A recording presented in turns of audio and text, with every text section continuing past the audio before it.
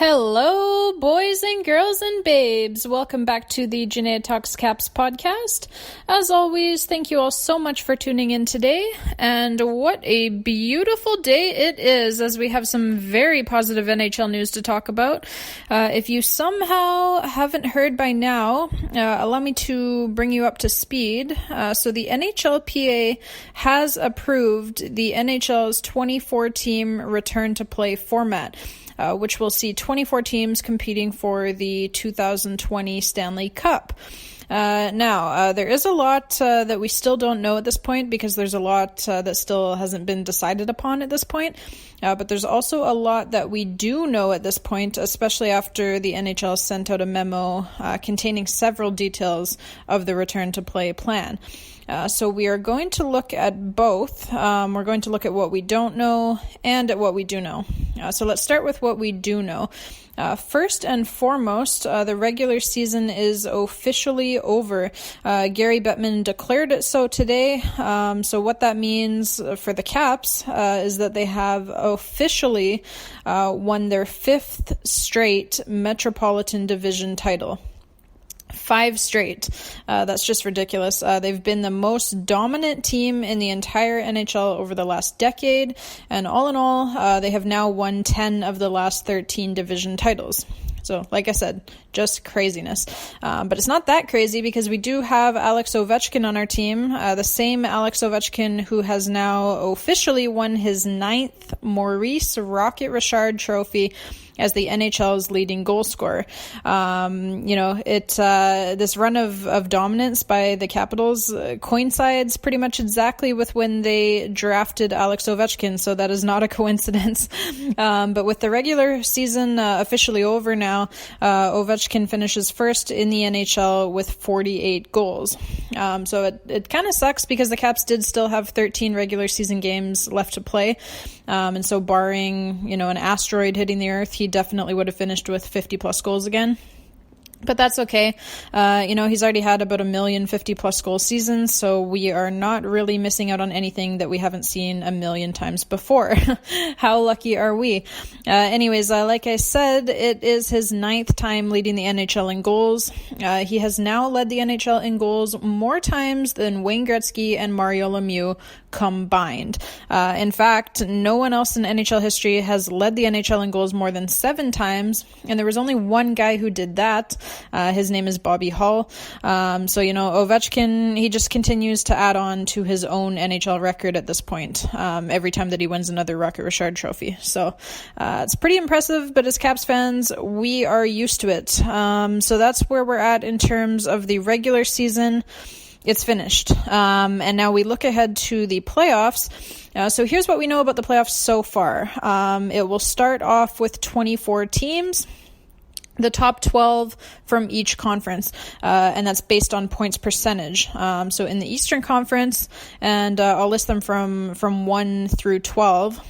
So that's going to be the Boston Bruins, the Tampa Bay Lightning, the Washington Capitals, the Philadelphia Flyers, the Pittsburgh Penguins, the Carolina Hurricanes, the New York Islanders, the Toronto Maple Leafs, the Columbus Blue Jackets, the Florida Panthers, the New York Rangers, and quite laughably, the Montreal Canadiens with their sparkling 500 record in tow. In the Western Conference, again from 1 to 12, the teams that will have a chance to compete for the Stanley Cup will be the St. Louis Blues, the Colorado Avalanche, the Vegas Golden Knights, the Dallas Stars, the Edmonton Oilers, the Nashville Predators, the Vancouver Canucks, the Calgary Flames, the Winnipeg Jets, the Minnesota Wild, the Arizona Coyotes, and the Chicago Blackhawks.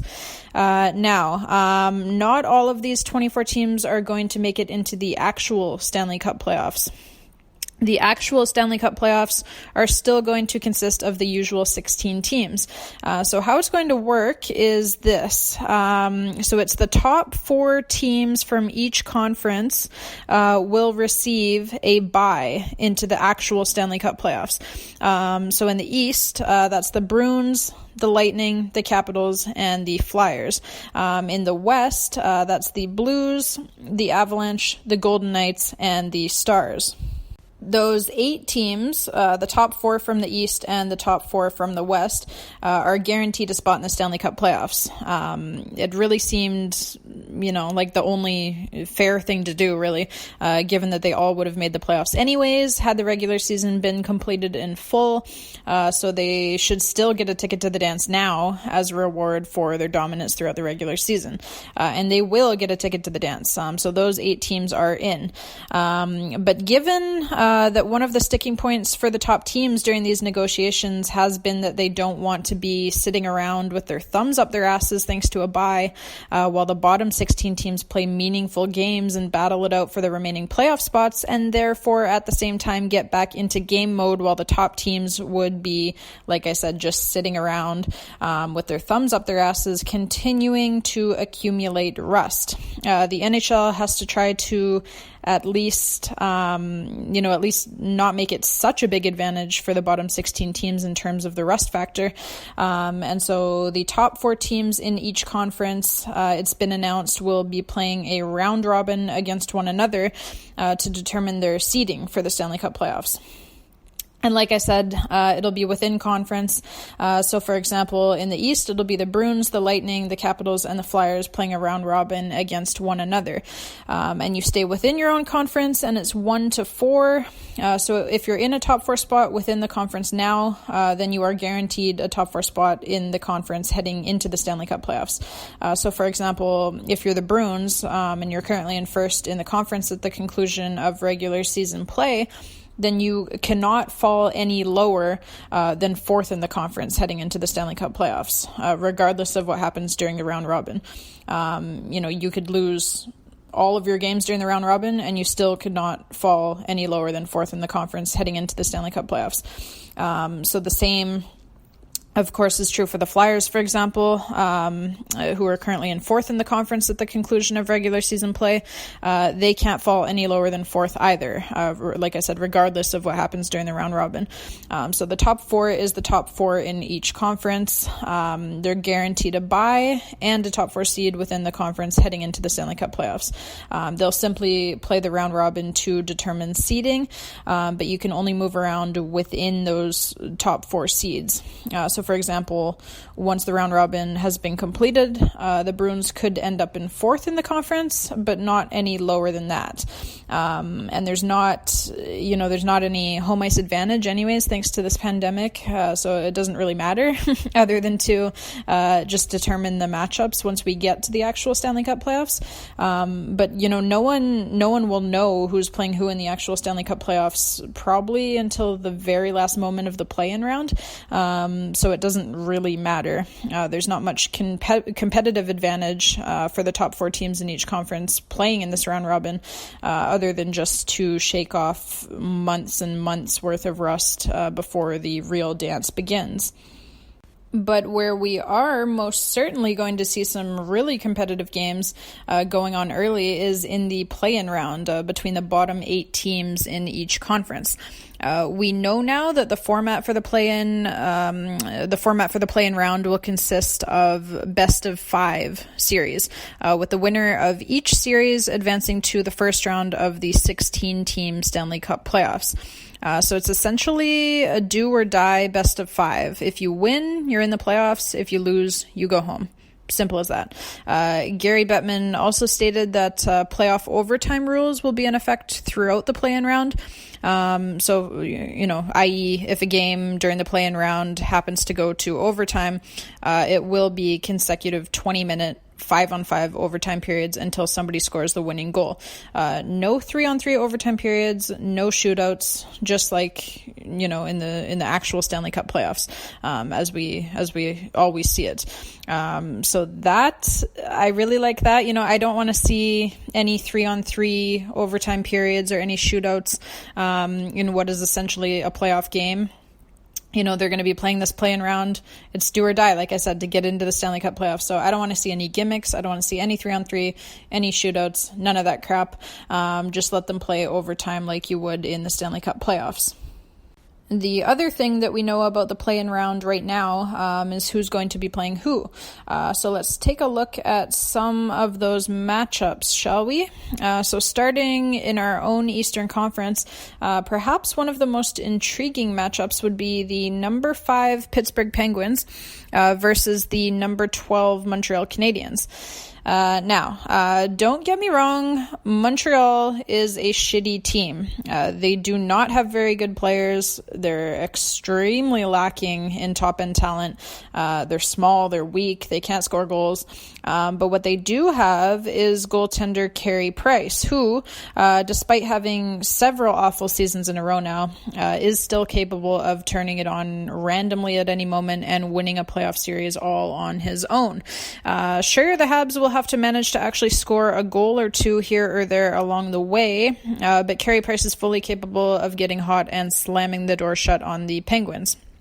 And his odds of doing it get even better in a best-of-5 series rather than a best-of-7. He would only have to steal 3 games instead of 4. So we also know that the Penguins did not want this matchup. They were one of the teams shouting the loudest in opposition of this conference-based 24-team format about a week ago when it was still just a proposal. And the reason why they were so opposed to it is because they did not want to face Carey Price. Of course, now that the format has been approved, I'm sure that the Penguins will backtrack and try to pretend as if they never said that, and try to pretend as if they ain't scared of nobody. But we all know that that is not true. And you know what? Anything that upsets the Pittsburgh Penguins, frankly, I am all for it. So let's go. The Penguins did get their way in having the play-in round consist of a best-of-5 rather than a best-of-3. And again, their wishes were their wishes due to their fear of Carey Price. It was originally being talked about that this play-in round was going to be best-of-3 series. The Penguins were very, very, very much against that. Like I said, probably mostly because of the fact that they could potentially be being ousted by the Montreal Canadiens and Carey Price. So if it were going to be a best of 3, Price only has to steal 2 games then. So his odds of doing so would go up even more. But yeah, so the Penguins, they did get their way in that department, in that these play-in round series are going to be best of 5. And then next up, we've got the number 6 Carolina Hurricanes against the number 11 New York Rangers. And I've got to say, I think the Rangers actually have a pretty good shot at winning that series, especially if Mika Zibanejad can keep going at his pre-pandemic pace. You'll remember he was scoring like an absolute maniac leading up to the NHL pausing its season on March 12th. And the Rangers as well, they did beat the Hurricanes 4 out of 4 times this season too. So they have that going for them. Obviously, they've got something that works against the Carolina Hurricanes. And then we have the number 7 New York Islanders against the number 10 Florida Panthers in a series that likely no one will watch. And then we have the number 8 Toronto Maple Leafs against the number 9 Columbus Blue Jackets, which is probably another one of the most intriguing matchups under this format, if you ask me. The Blue Jackets are one of the teams that are probably going to benefit the most from the pause of the season, as they were basically icing an AHL team prior to the pause, due to all of their injuries throughout their NHL lineup. So by the time that this play-in series starts, it is very possible that they could have all of Seth Jones, Cam Atkinson, Josh Anderson, and Oliver Bjorkstrand back in the lineup. Those are 4 key players for the Blue Jackets who could all be back in time for the start of this series. And that's in addition to a number of depth players who were also injured or banged up prior to the pause, and who they should also have back in time to face the Leafs. Ryan Murray as well. He was banged up prior to the pause.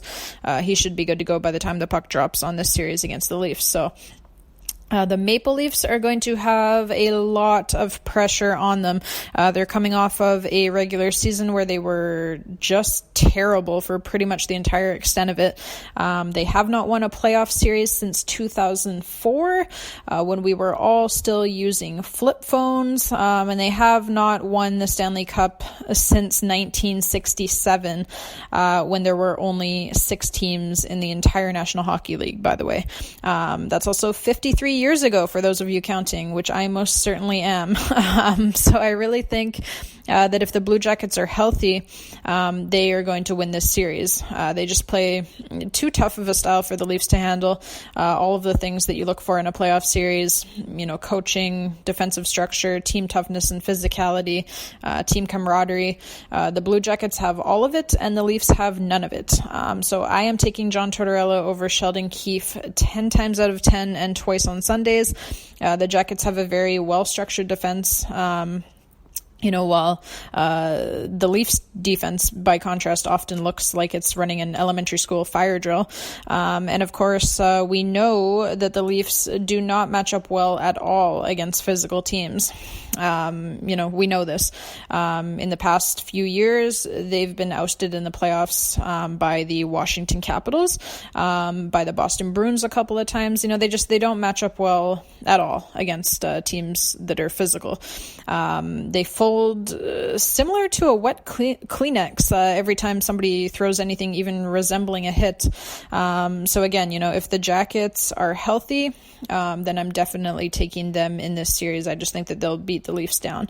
The Leafs, of course, have more offensive talent, but they really, if you watch them, they really play like a bunch of one-man units, whereas the Jackets play like a team, a 5-man unit. And that's almost always what wins in the playoffs. I also just think the Leafs, they're extremely weak mentally, and I just think they'll crumble like they always do at the first sign of trouble. And as much as I like Freddie Anderson, I also like the man they call Elvis in net for the Jackets, and I think he will do enough to match up with Freddie. So again, this is all assuming that we're seeing a healthy Jackets team, but I do think that in that case, it's going to be another long and sad offseason in Toronto. And then moving over to the Western Conference, first up we've got the number 5 Edmonton Oilers versus the number 12 Chicago Blackhawks. And I've got to say, Edmonton has kind of drawn the short stick here for this play-in round. Like, you finish at the top of the teams who are in the play-in round, just barely missing receiving a bye. And your reward is to have to face 3-time Cup champs Patrick Kane and Jonathan Toews. Okie dokie then. This will be a really interesting series. The Oilers, of course, have Connor McDavid and Leon Draisaitl, but really Patrick Kane is still on their level even at age 31. And we also know, of course, that Kane and Toews, for that matter, take it up to another level once the playoffs start. So it's really not an ideal matchup for the Oilers. They probably would have preferred to face like an Arizona or a Vancouver or a Minnesota, but alas, life is not fair. And then we've got the number 6 Nashville Predators versus the number 11 Arizona Coyotes. You probably could not ask for a better matchup if you're Nashville. Don't waste it. And then we've got the number 7 Vancouver Canucks. Will face off against the number 10 Minnesota Wild. The Wild actually match up pretty well against the Canucks, and they could get a huge boost if they are allowed to sign 23-year-old prospect and KHL superstar Kirill Kaprizov to an entry-level contract prior to the start of the play-in round. The NHL may or may not allow it. Canucks fans will be hoping that they don't allow it, as Kaprizov is widely considered to be the best player in the world who's not already playing in the NHL. And then last but certainly not least, we've got the number 8 Calgary Flames against the number 9 Winnipeg Jets in what could very conceivably be the most competitive series in this play-in round. 2 very even teams, both of whom are probably quite a bit better than what their regular season records suggest. It's not quite the Battle of Alberta, but I will take it. I'll take anything right now. It's hockey. So like I mentioned earlier, the stakes are high in this play-in round, as the winner of each of these best-of-5 series will earn a trip to the first round of the real Stanley Cup playoffs, which will consist of the usual 16 teams, 8 from each conference. What we don't know yet is who will play who in the first round of the Stanley Cup playoffs, as not only do we not yet know which teams will make it through the play-in round, but we also don't know how the seeding amongst the top 4 teams in each conference will shake out after the round robin.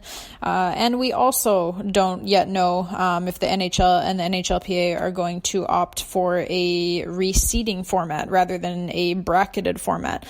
So that would change the matchups around one way or the other as well. But I assume they will decide upon reseeding versus bracket before the round robin and the play-in round commence. So that way no one can say they're just being screwed into the worst possible matchup, because we all know that is a complaint that someone, my money's on the Pittsburgh Penguins, would make. And for those who maybe aren't familiar with the difference, a bracketed format would be similar to what we've seen in recent years in the Stanley Cup playoffs, which as we as Caps fans have so often seen, it too often leads to a matchup such as Capitals versus Penguins 2016, 2017, maybe even 2018, that a matchup that should be the final instead being played in the second round. And then, you end up with a team like the Ottawa Senators being in the Eastern Conference Final instead, such as the debacle that we witnessed in 2017, a series which no one wanted to watch, and as a result had tanking TV ratings. That was Penguins versus Senators in 2017. But reseeding, however, is how the NHL used to do things in the playoffs, and if you ask me, it is the right way of doing things. If you reseed after every round, it results in the highest seeded team always playing against the lowest seeded team in the next round. So for example, if you have 8 teams in the playoffs in the Eastern Conference, the number 1 seed is playing the number 8 seed, the number 2 seed is playing the number 7 seed, etc. It means that if you are the highest seed, you get an actual advantage in that you'll always have the easiest available matchup, which is, probably how the NHL should be doing things for these playoffs in particular, given that the home ice advantage that normally comes with the high seed is now out the window. It would be pretty stupid if in the first round of the Stanley Cup playoffs, the number 4 seed in the East gets to play the number 12 seed Montreal Canadiens after they've knocked out the Penguins, while the number 1 seed in the East has to play either the number 8 seed Toronto Maple Leafs or the number 9 seed Columbus Blue Jackets. There should be some type of a perceived advantage for being the number 1 seed. And like I said, home ice advantage is out the window here. So reseeding would definitely make the most sense to me, but we'll see what they decide to do. Gary Bettman did also announce that they haven't determined yet if the first and second rounds of the Stanley Cup playoffs will be best of 5 or best of 7. It will probably depend on exactly when they can get started, but we do know that the conference finals and the Stanley Cup final will both be best of 7. Overall, I guess the 24-team format could be seen as good or bad, depending largely upon which team you root for. For bottom feeders like Montreal and Chicago, this is great, right? They just won the lottery. Because if you're those teams, then all of a sudden now you get a chance to get into the playoffs when in the non-pandemic world, the clock had already struck midnight on your season long ago. You were Cinderella and your carriage had long ago turned back into a pumpkin, your evening gown back to rags, and now you get a chance to get into the playoffs when, let's be honest, you don't deserve it. You don't deserve a chance. So it's great for them. After playing like shit all season long, they now get a chance to get into the Stanley Cup playoffs. And it's been reported that one of the holdups in agreeing upon a return to play plan had been that many teams around the NHL are, let's say, less than pleased that a team like the Montreal Canadiens, who really, like I said, just played like a bag of shit all season long, they now get an undeserved second chance. And, you know, I've got to be honest, like I would be pretty fucking pissed off if I were like the Pittsburgh Penguins or the Carolina Hurricanes, and I'm that far ahead of a team like the Montreal Canadiens in the standings, and yet I'm given the same chance to get into the playoffs that the Habs are being given. That's gotta rub you the wrong way if you're a Penguins fan or a Hurricanes fan, but luckily I am neither of those things. I'm not a Penguins fan or a Hurricanes fan, and so I don't care. Cry me a river, Schittsburg. Anyways, like I said, there's a lot that we still don't know, a lot that still has to be negotiated and agreed upon by the NHL and the NHLPA, including, by the way, where these games are going to be played. They've agreed that they're going to use 2 hub cities to host the games, 1 hub city for each conference, but they haven't decided yet which cities will be the hub cities, although they have narrowed the list. They've narrowed it down to a list of 10 cities. So currently, the cities that are in contention are Chicago, Columbus, Dallas, Edmonton, Las Vegas, Los Angeles, St. Paul, Minnesota, Schittsburg, Toronto, and my beautiful home city, Vancouver, British Columbia. A lot is likely to go into choosing the hub cities, including, of course, COVID-19 cases and hotel capacity, just to name a couple. But if I had to guess, I would say Las Vegas is going to end up as one of the hub cities simply because they have so many hotels, all of which are currently empty as the casinos are shut down, and they're all located right on the Strip, which if you haven't been there, T-Mobile Arena is right there. Like you just walk out of whichever hotel you're staying in and you walk a few hundred meters and boom, you're at T-Mobile Arena.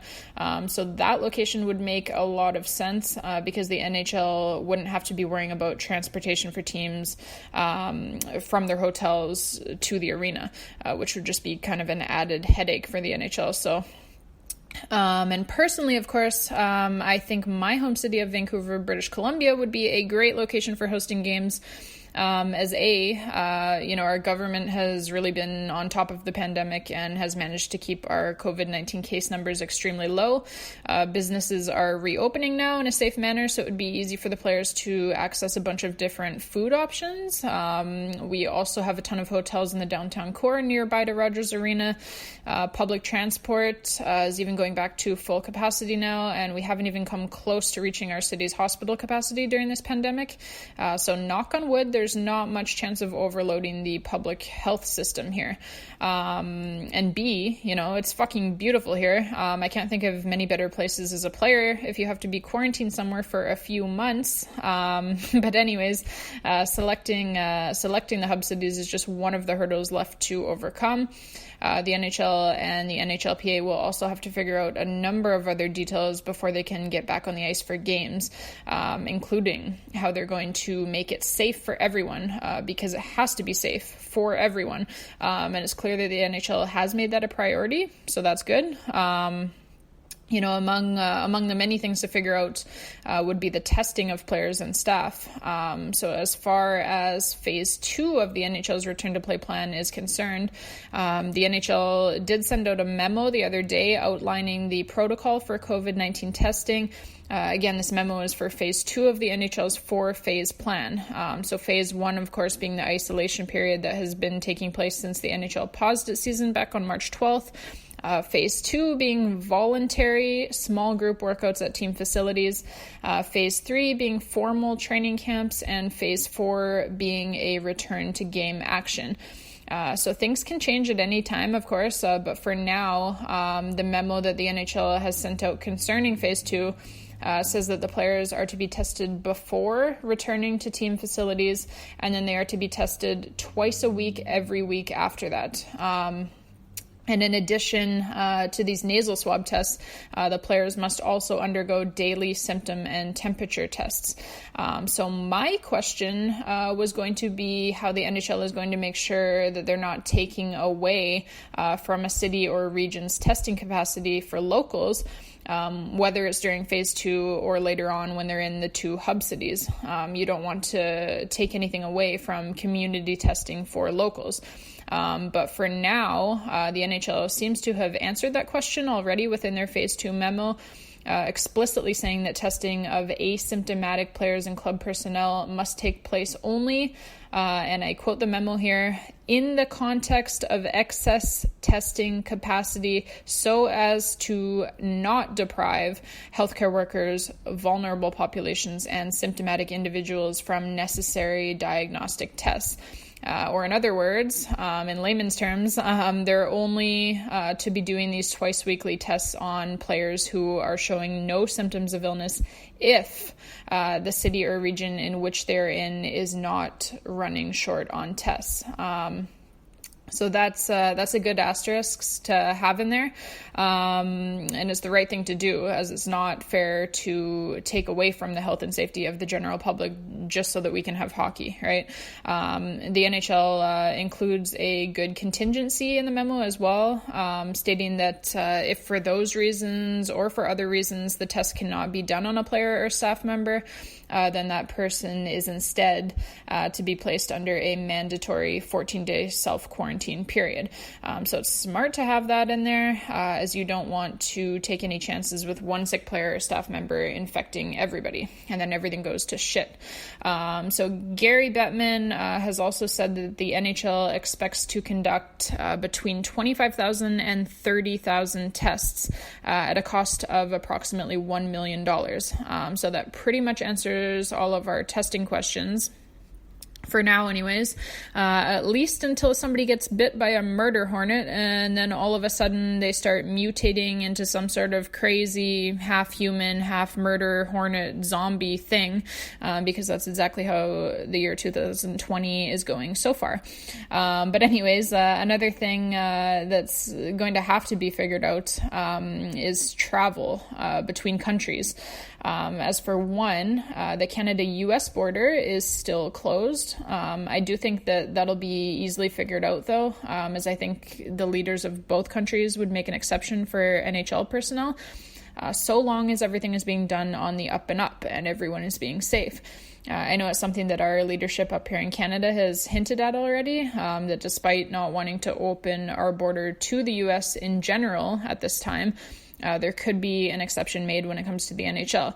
I think leaders realize that getting sports back, as long as it's safe, is something that will really help the collective mental health of everyone during what's been a really tough time for so many people. And then, of course, as well, travel from Europe and other areas back to North America is something else that would have to be figured out as well, as many players have scattered all over the globe during this pandemic, back to their home countries, etc. So the NHL will have to find a way to bring them all back and to deal with them once they get here. They have some time to figure this one out, as phase 2, the small group workouts, is considered to be voluntary anyways, i.e. you don't have to be there for it, although I would imagine most players will probably want to be there for it, so the sooner the travel is figured out, the better. The NHL did include some information on travel within their phase 2 memo, including that players who were self-quarantining during phase 1 in a city other than their club city will be reimbursed for their travel expenses up to a maximum of $1,500 USD. Which is great, except that I imagine most players will be taking expensive charter flights anyways in order to avoid having to quarantine again for another 14 days upon arriving to their club city, as that's still the rule right now, and for the foreseeable future in most places. But I don't feel bad for them. I mean, they make millions of dollars, right? And honestly, the fact that the NHL wants to reimburse them at all for $1,500 is a little bit comical, but I suppose I get it. Anyways, like I've mentioned many times, there is still a lot that we don't know here, and I've talked about a lot of it in this episode, but the good news is we do know a lot more today than we knew yesterday. So progress is being made. All of the news regarding the NHL that's coming out recently has been good news. It seems like we're finally getting closer to maybe, hopefully, seeing some hockey again. So let's keep our fingers crossed. And as of now, the NHL's plan is to get into phase 2 in early June. Phase 3 is expected to start not earlier than July 1st. And then phase 4, which again is the game action, is expected to start sometime around August 1st. And I do emphasize, that is all very fluid right now. We could still see delays, but at least now there's a plan in place that's been agreed upon by both the NHL and the NHLPA. We're moving in the right direction as much as we can, and hopefully we will have live hockey to watch and to talk about sooner rather than later. So that's all that we've got for you for today, Caps fans. Thank you all so much for listening. Until next time, stay healthy, stay safe, take care of your fellow human beings, and don't forget to subscribe to our podcast if you haven't already. I do realize that I say this every time, but it is working as our numbers keep growing, and so I'm going to keep saying it. We are available on Apple Podcasts, on Spotify, on Google Podcasts, on iHeartRadio, on Stitcher, on TuneIn, on Podcast Addict. So pretty much anywhere and everywhere that you get your podcast from, we are on there. So subscribe, share with your friends, family, whoever, any Caps fans, any hockey fans, any sports fans, any podcast fans, and even, leave us a review if you feel so inclined. I always love reading your reviews. And until next time, really just keep your chin up, Caps fans. Better days are ahead. Who knows, maybe in a couple of months' time, we might be watching the Montreal Canadiens knock out Pittsburgh. Wouldn't that be something? So anyways, as always, babes, thank you so much for listening, and let's go Caps!